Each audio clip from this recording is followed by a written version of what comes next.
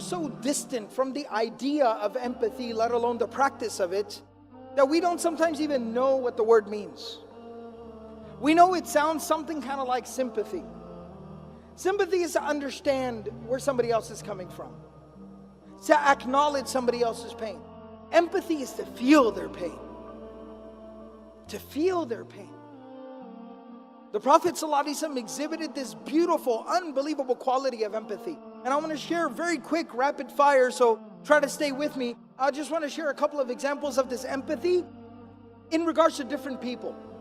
How he would practice his empathy with different people. It didn't matter who it was. When Ikrimah, the son of Abu Jahl was the man who had declared war against the Prophet ﷺ, the Muslims and Islam. He had killed Muslims just for believing. He had tortured Muslims just for believing. And he was at the head of multiple plots to assassinate the Prophet ﷺ. He eventually led an army into the battlefield with the intent of killing the Prophet ﷺ and as many Muslims as possible. This man made it very clear what his position was in regards to the Prophet ﷺ and Islam. And eventually died with those same convictions.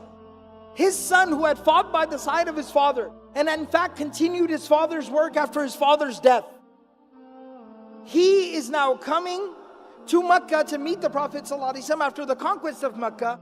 And the Prophet ﷺ, when he receives the news that Ikrimah has entered Mecca and he's on his way to see you, the Prophet ﷺ turns to his companions and he says, his father's name was Amr bin Hisham, and they used to call him Abu al-Hakam because he was a leader of his people. But the Muslims used to call him Abu Jahl because of his actions and his conduct. The Prophet ﷺ turns to the Muslims, the believers, and he says, Ikrimah is coming. And I am hopeful that he will embrace and accept Islam. In his presence, none of you should refer to his father as Abu Jahl because it would hurt his feelings. Even if he becomes a Muslim and he recognizes that his father was wrong in his beliefs and his ideas and in what he did, it is still his father and it would hurt his feelings to hear people, his new brothers and sisters in faith, to refer to his father as the father of ignorance. So do not refer to him as Abu Jahl in the presence of his son Ikrimah. This is the graciousness of the Prophet ﷺ. This is his empathy. He was able to put himself into Ikrimah's shoes and understand how he would feel in that situation. One of the main conspirators against the Prophet ﷺ, the head of the Munafiqun, the hypocrites in Medina, Abdullah bin Ubay bin Sulul, when his son comes to the Prophet ﷺ saying that my father has died, and I know that he was completely opposed to you, and he said terrible, reprehensible things about you, but he was my dad and I worry about him. The Prophet ﷺ on the spot removes his shirt, takes off his own shirt, and he gives it to him and he says, wrap him in this, use this as his shroud and bury him in that. What would we do to have the shirt of the Prophet ﷺ? Can you imagine being buried in the clothing of the Prophet ﷺ? What an honor, what a blessing. And even though Allah subhanahu wa ta'ala made it clear, this would not forgive his sins and what he had done wrong. But the Prophet ﷺ at that time is thinking of the son and putting himself in the son's shoes. Imagine what he feels like losing his father. That's empathy. The Prophet of Allah sallallahu alaihi wasallam, very touching story. His grandson Hussein radiallahu ta'ala anhu, the son of Ali and Fatima radiallahu ta'ala anhuma. Hussein radiallahu ta'ala anhu, he was the younger of the two brothers, Hassan and Hussein radiallahu ta'ala anhuma. May Allah be pleased with both of them. The younger one, he used to stutter. He had a very severe stutter, to the point where he could not even complete a sentence.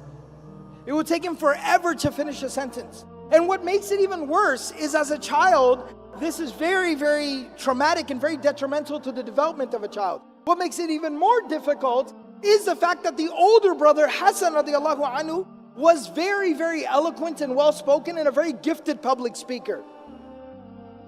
So think about the pressure that put on the younger brother, stuttering so much. And so he used to stutter so much.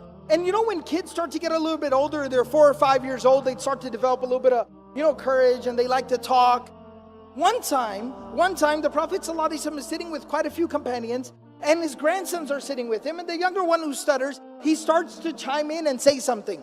Because they love their grandfather, they're used to talking to him, he starts to say something. And the Prophet ﷺ used to afford each and every person so much respect that when somebody would speak, he would become quiet. He would not just turn towards them with his face, he would turn towards them with his chest, and he would look at them while they spoke. And so he starts to speak, and the Prophet ﷺ stops and turns towards him. And so everybody there also starts to listen, and the kid is stuttering so badly that it starts to become awkward. And some of the people naturally, not viciously, not maliciously, some of the people naturally, they start to kind of exchange some glances, almost feeling bad for the kid, because he cannot even get through a single sentence. It starts to get really kind of like awkward. And the Prophet ﷺ never once interrupts him. He does not finish his sentence for him. But the companions, they say, they looked at the face of the Prophet ﷺ on how is he reacting, and they said he had a big old smile on his face, and he was looking at Hussein radiallahu ta'ala anhu, smiling and listening to him quietly. He didn't care if it took 5 minutes for him to finish what he was saying, but he let him finish what he was saying. And when he was finished saying whatever he was saying, the Prophet ﷺ at that time turns to everybody else that is sitting there, because everyone was so weirded and awkwarded out. He turns to everyone and he says, لَقَدْ وَرَثَهَا عَنْ عَمِّهِ مُوسَى. He inherited this from his uncle Moses.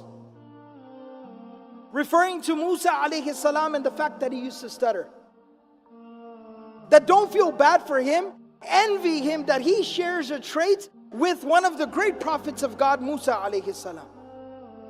He turned that negative into a positive, putting himself in that child's shoes and realizing what he needed at that time. He needed love and support and acceptance for who he was, for however he was. And the last story about empathy that I'll share here is a very touching story. Bashir radiallahu ta'ala anhu, a companion of the Prophet ﷺ, he was an Ansari. He had gone out for one of the campaigns, the military expeditions. And when the Prophet ﷺ did not go on this particular journey, so when they would return back, he would go outside of Medina to welcome them back. And all the kids whose fathers had gone out, they would also go out there to welcome their fathers and their brothers and their uncles, etc. home. So they're out there and they're all waiting for people to come back. And as slowly everybody is coming back, and the Prophet ﷺ would wait, and then he would come at the back of the army. He would be at the end watching over everybody, the shepherd. And the son of Bashir radiallahu ta'ala anhu is standing there, climbed up on a rock looking for his dad. And he sees people keep on coming. He keeps asking, have you seen my dad? Have you seen my dad? And he doesn't see his father. Finally, when he sees the Prophet ﷺ riding in the back, he realizes, that means my father did not return.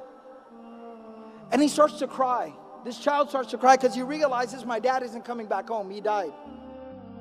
And the Prophet ﷺ stops. He's riding his animal. He stops and he picks him up and he hugs him and he continues to hold him until he stops crying. He calms down.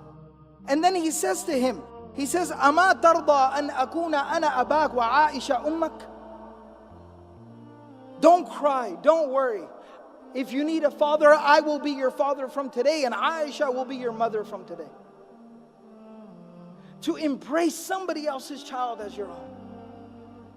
Empathy. And look how it beautifies a person's conduct and character. How it beautifies a person. This quality is central to the prophetic character.